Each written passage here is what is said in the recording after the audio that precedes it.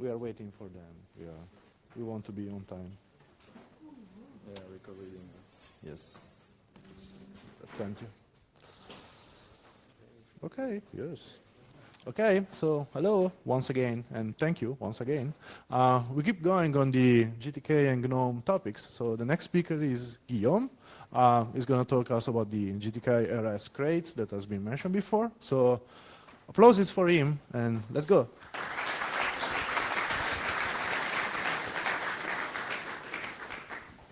So hi everyone. It will be well, Jordan made some kind of introduction, so I will be able to be a bit faster at first. So let's begin. It will be about last developments in GTK Rust and what we intend to do like for many next year.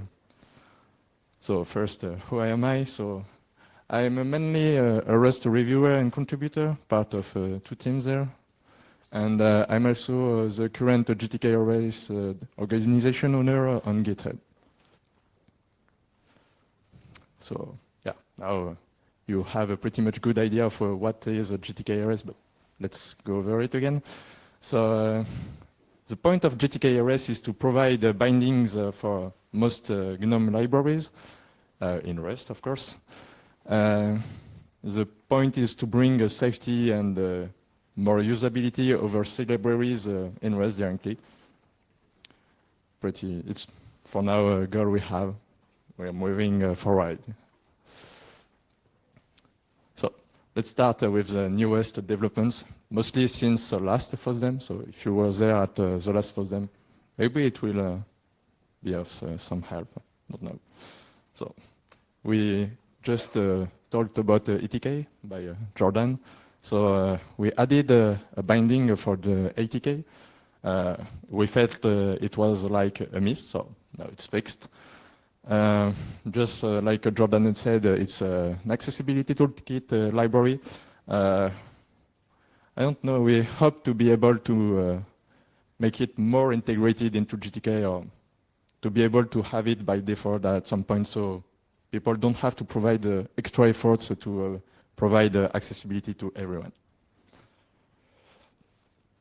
So another big thing is what a crate to test user interfaces, because we never say it enough, but testing is good.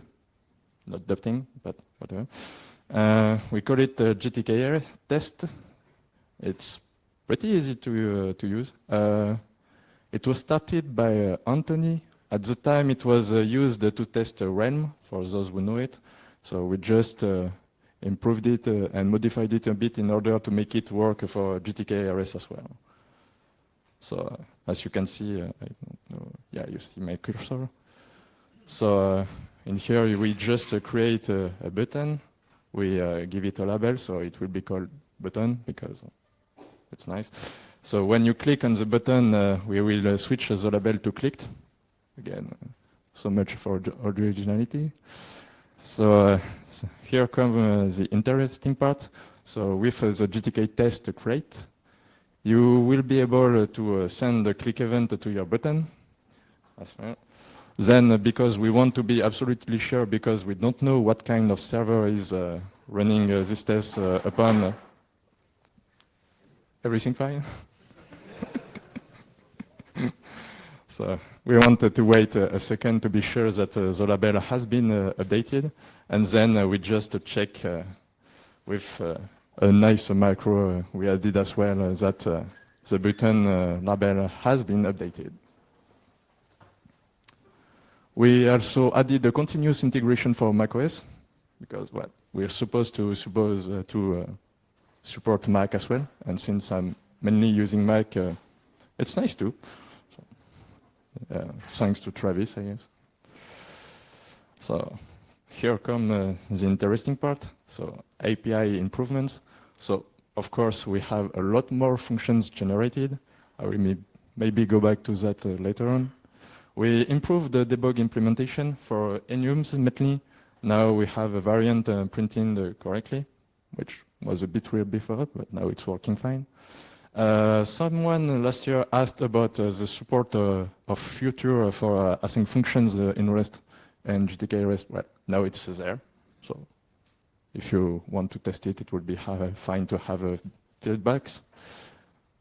We also added huge improvements of glibs channels on the main context type. And of course, we had lots of bug fixes and everything. But that's not everything. We added more into bonds.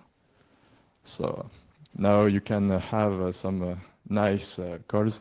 So for those who don't know the into trait, the point is to be able to, instead of having to pass none and some every time you give something, you still have to give the none, but for the sum, I should have a code example, but you don't have to give to wrap your string into sum, and the same goes for the types, just like I showed in here. So the parent in here doesn't need a sum. If you give it, it will be automatically converted inside the function directly.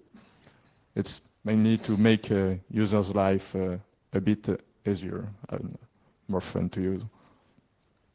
But we also added the display trait. So it's funny because it's mostly used for debug. But yeah, so now if you create a widget in here, a button again, and you print this widget, its type will be showed, just like you can see it here.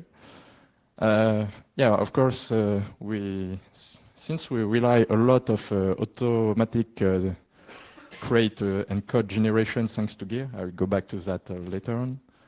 You can absolutely disable this trait implementation. I think it's mostly GStreamer who is doing that because they have some specific display trait implementations. So I will let Sebastian talk about it later. Yeah, just the whole talk of Jordan was about it. So more and more applications are being written with GTK Rust and in here and Rust more generally. So just like he talked about Fractal, Podcast, G-Radio, which is still a work in progress, and Newsflash, we written from a field reader, work in progress again. And it was just most famous, let's say, GNOME application. I know that there are a lot more applications. It was Clyde, I think it was the name. A lot more. So another thing we added, because code is not everything, it was a frequently asked question section. So we had some questions being asked quite frequently, actually. So for instance, why are releases so long? So currently we have a pace of around 2 releases a year. So you will have this answer on this page. I recommend going to there. Some interesting information are there. Okay, so now what will come next year mostly, and maybe further, we'll see. So of course, again, more API improvements. So functions with callback generation. I had to rename this feature because my name wasn't appreciated. Less clones of strings. That was, you can already test it actually, thanks to GString type. The whole point of this type is when, for instance, you return, you get, in the example, we were checking the label of the button. So when you get the label of the button, you don't need to modify the string, so you just get a constant pointer. So instead of cloning it into a string in Rust, we just keep a reference to it and then just provide it to the user. As long as you don't try to modify it, things will goes fine. And of course, it's something for the long term, but object inheritance will be a big thing. For now, I think it's only very nice in C++ binding. Don't know for the other languages, maybe Python as well. Don't know. The thing we went into currently was with the into trait. We realized that too much into trait usage was making user life a bit difficult for user callbacks, for instance. So we'll talk, well, in short parts, as long as the type is simple, you won't have to worry and still have the into traits. But for signals and the function with callbacks, it's very certainly that we will remove it because it's complicated in case you don't want to provide a callback. It will be none, and you can't. Well, you need to provide to the compiler some information about the type you were supposed to give, and it doesn't work very well. And since I was talking about functions with callback, so you can see the nice C code in here, which becomes some nice Rust code in here. So just like I said, there is no into. Just like I explained, because you need to tell the compiler that you want to give something like this, which for now is just generic because fn is a trait, which means that it's a closure or a function, actually.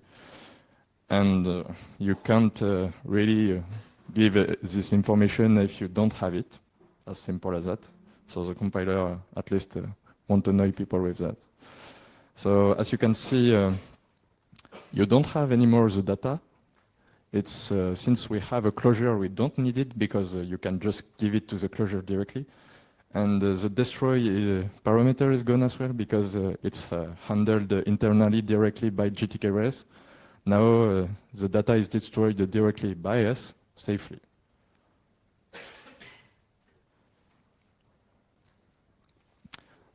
So function with callback. So just like I said, we don't allow user to pass destroy closure.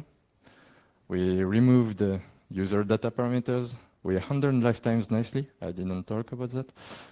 In here, for instance, since this function can be called way later in the code and you're not sure that your parameter will be alive at this time, you have to make it static. So anytime the function wants to be called or will be called, the object will still be alive, and well, it's mostly handled with reference counted and cells mostly. So yeah, we have multiple handling of this. So for instance, if you have a callbacks, for I recall on preview there is a sort function. So if the sort function, the sort function won't use the closure afterwards, so you don't need something to be static. That as well is handled mainly by GTK Rust, and the type become fn mut. As simple. Okay. So yeah, the almighty gear, I mentioned it a bit earlier. It became the cornerstone of the GTK Rust project. Like, we have literally every crate we have that are generated thanks to it, with the exception of Cairo, which is because of the gear files not being very nice, up to date. We can't generate using it. Since the last year, we had 10 contributors, and well, now it's a bit more than 110 commits, but that's still a lot. And more projects are depending on it. For instance, if I recall correctly, Lireb RSVG is using it as a library. That's fine for it. Maybe I will give a bit context of how gear works. So you have a little program on the GNOME side, which reads the C code, as simple as that, and generate an XML file explaining how and what it is. So can I see? Yeah.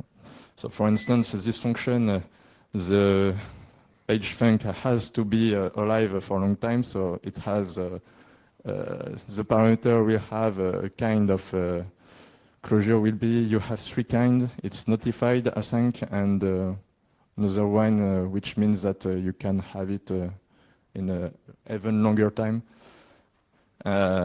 You have this, which is marked as being a part of the closure, which is important, and this destroy is marked as being the destructor of this one.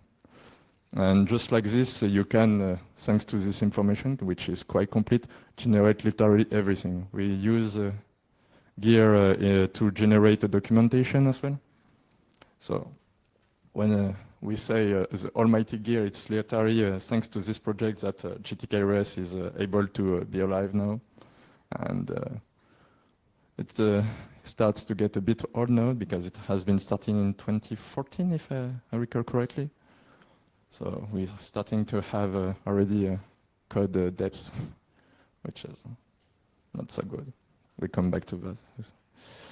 So GTK RS environment, because code is nice and everything, but you have also humans behind code. So a few numbers. So currently, the GTK RS organization has 29 crates. So yeah, and we are not counting GSteamer crates, which means that it will very certainly grow up in the next year, depending on how many new crates we'll be adding. That's actually a question that have been asked a bit frequently, so I go back. So currently, we don't really have a process to accept the new crates and stuff. So we just go as if people bother us enough with one crate, we just end up generating it and handling it. But as you can see, it's a lot of crates, making every release very long. Currently, it takes almost up to 2 days, because you have to confirm that every merge is working as expected, and you have to wait for continuous integration to end up testing everything. And when you have 27 repositories, it takes hours at least. And yeah, those 29 crates are mostly shared between 27 repositories, but that's not all, because we also have to handle documentation in its own repository. So in those 27 repositories, on just GTK RS crates, it's also tools and very important elements required by the projects. So for instance, I was talking about releases. It's a tool on itself, and we have to use it every 6 months or something like that. And to test it is quite a nightmare. For now, we don't have a very good solution. If one has one at some point, I'm very happy to hear about it. And since last FOSDEM, we had 2 new releases. The next one, well, we'll talk about the next one later on. So that require a lot of automation, and we really like to have more of it. A job I had before was to write about to handle merge queues and everything. And I started working on a new one to repeat the same thing, but this time for GTK RS. We'll be, well, we have great use of it, because for now it takes most of my time lately, even more when doing releases. So for instance, when you have a new gear update, we have to regenerate most of the crates, which takes a lot of time. So generally you end up reviewing 14 crates or something like that. It takes a lot of time for contributors, for reviewers, for, well, literally everyone. So this bot will be able to help on that, to run tests, to maybe add a bit of intelligence into it and check if something isn't going fine, but that's mostly me dreaming. Yeah, help to new contributors, because if we have more tutorials and maybe where to start and everything, I hope that will bring new contributors. We definitely need more help on this. Thanks to Hackfest, we have already some help, and I hope it will continue. And of course, much more. So we'll see what to add in this bot. For now, I think it's already a nice thing to have. We'll see when we have a start for it. So continuous integration, like I said, is very bad currently, not because of, well, we have a test, not as much as I'd want to, but we have test, which is already something. We have, however, a big issue when I was talking about gear updates. You have to regenerate every crate. So you have to be sure that with the new update of a crate, all of the crates are working. So for instance, if you update your glib, you have to check GTK isn't using other API or have a surprise. And when you update a glib, generally what happens is that you break literally everything. So you have to merge everything, and then pray very strongly that you didn't have a bug that you didn't spot. And when everything works, you just check with examples. And if examples are building, then congrats, we are done on this update. So let's start a new nightmare, I guess. So a solution will be to make it more clever. So instead of having tests running everywhere, we will have to centralize everything into one server or something. And at this point, it will be sorry.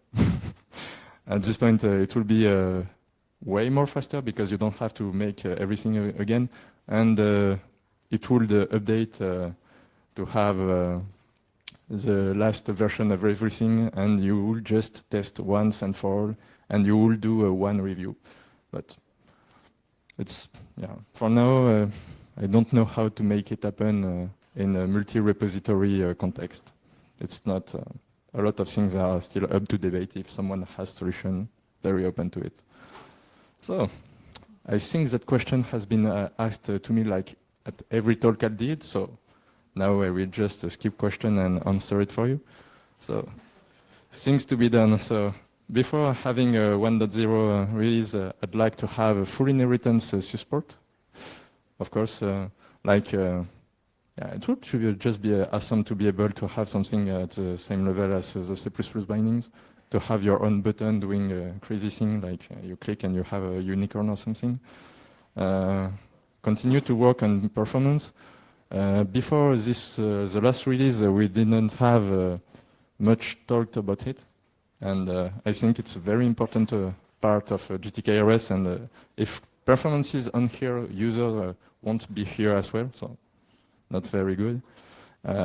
We definitely need to improve internals. So I was talking about gear, which was getting old. Definitely, we need to improve it at some point because, well, it's an inner joke, but we have gears separated in 3 parts. Something that parses the gear content, then you generate some AST, and then from that you generate the code. And that last part is the tricky one because when you add the conditions over conditions, well, no one knows what's happening, but if it generates something looking good, you just hope it won't be a dark magic anymore. Yeah. And of course, I think it's currently the biggest pain point is that documentation isn't great because we use directly the C documentation. We improve it a bit. I don't know yet how to make maybe automatic conversion of this documentation directly for Rust. We'll see. I don't know for now. But yeah, definitely more tutorials because some Rust users don't know GNOME and some GNOME users don't know Rust. So we can make the best out of the two. So yeah, we are getting close. We are not there yet, but let's speak about that next year. So next three is, well, since we have landed the big, I will call it user callbacks, but you know it's Sebastian. Now we can have, I think, the next release in the next 2 weeks. We'll see if we have some last minute hidden bugs or feature someone definitely wants. LibreSVG wanted something on G. Yeah, we'll see. So thanks for listening. If you have any questions.